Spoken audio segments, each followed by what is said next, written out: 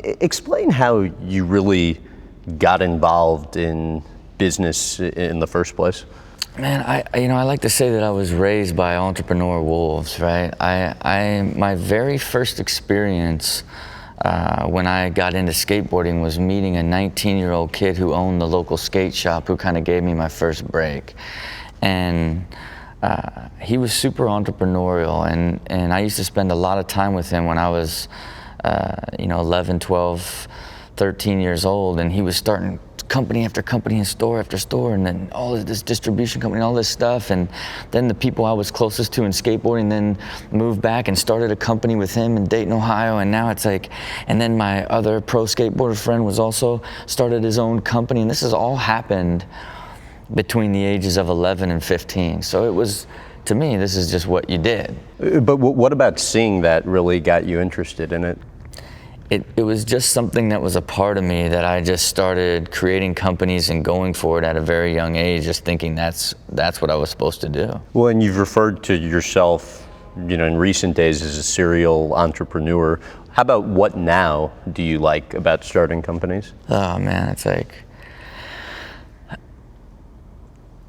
this day and age now, I believe there's rules and processes, both diligence from a financial side and diligence from a brand and creative side, that all need to come together before you would even consider doing a company.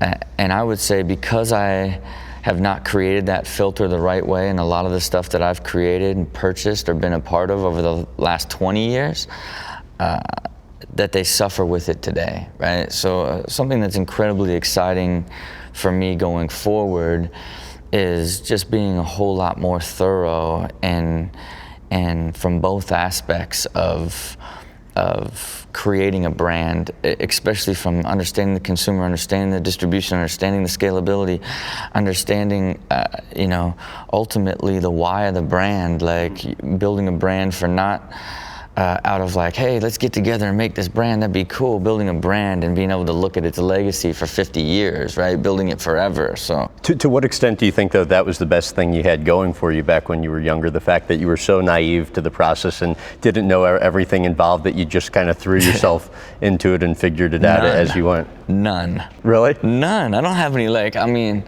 I'm a gunslinger, right? I've made millions, I have spent millions just going for it, right? And that's on all aspects of everything. Like, if I decide I'm gonna do it, the gift is like stop at nothing execution, right? It's the problem was, in the gunslinging days, it's just more like, I didn't listen to anyone, didn't want to hear it from anyone. I'll do it and do it myself. I'll hire people to do it, let's just get it done.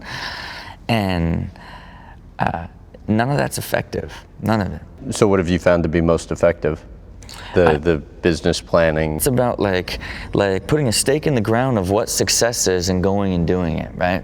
Not just say, oh, I want to do this. Let's go for it, and then hopefully it becomes successful, right?